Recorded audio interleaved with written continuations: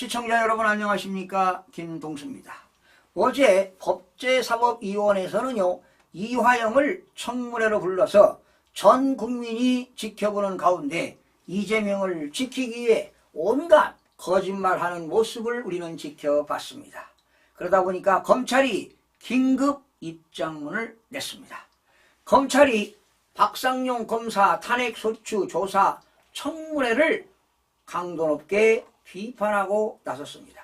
특히 증인으로 출석해 검찰의 허위 진술과 압박이 있었다고 주장한 이화영 전 경기도 평화부지사를 향해 기존 허위 주장의 재탕이라고 강조했습니다.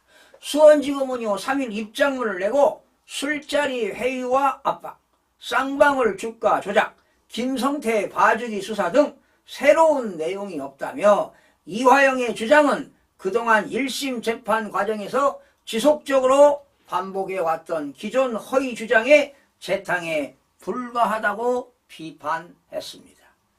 또한 검찰은 전날 이 전 부지사가 청문회에서 검찰 진술과 번복 경위에 대해 이 대표를 보호하기 위함이라고 말한 것에서도 지적을 했는데요. 이 전 부지사는 대북송금 혐의를 부인하다가 지난해 6월 쌍방울 대북송금 관련 사실을 당시 경기도지사였던 더불어민주당 이재명 대표에게 보고했다는 취지로 검찰에 진술한 것으로 알려졌습니다. 검찰은 법정에서는 거짓말을 하더라도 검사가 객관적인 증거로 반박하거나 중립적인 재판부 판단에 따라 허위성이 드러나게 되어 있지요. 그런데 청문회에서 거짓말에 대한 철저한 검증을 기대하기란 어렵습니다. 신뢰할 수도 없고요. 중대범죄로 형사재판 중인 피고인을 국회로 불러서 전 국민이 보는 가운데 생중계되는 거짓말을 마음껏 하도록 하고 그것이 마치 진실인 것처럼 둔갑시켜 수사 검사에 대한 탄핵의 근거로 삼으려 하는 것이라고 검찰은 주장했습니다.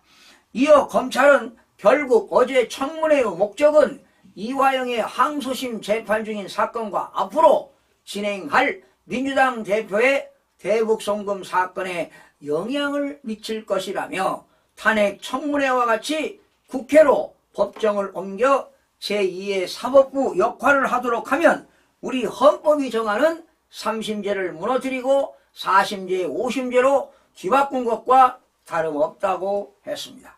한편 이 전 부지사는 대북송금 관련 외국환 거래법 위반 등 혐의로 지난 6월에 징역 9년 6개월을 선고받은 바 있습니다.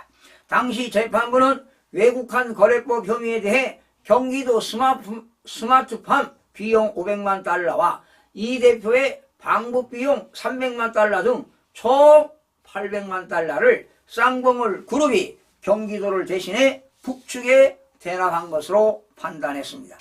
이에 민주당은 수원지검 박상용 검사가 쌍방울 대북송금 사건을 수사하면서 이 전 부지사의 허위 진술을 회유하고 강제해 직권남용을 저질렀다고 주장하고 있습니다.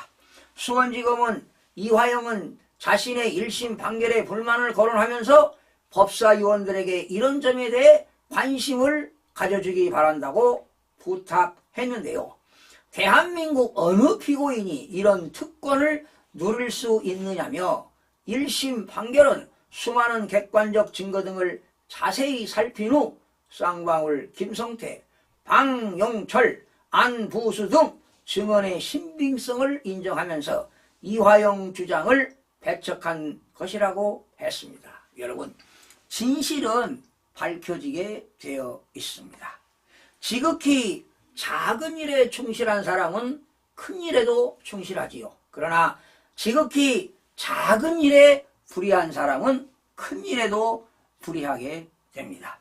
의로운 사람의 마음은 대답할 말을 깊이 생각하지만 악한 사람의 입은 악한 말을 쏟아냅니다. 누구를 위한 이야기인지 여러분 아시지요? 시청해주신 여러분 고맙습니다.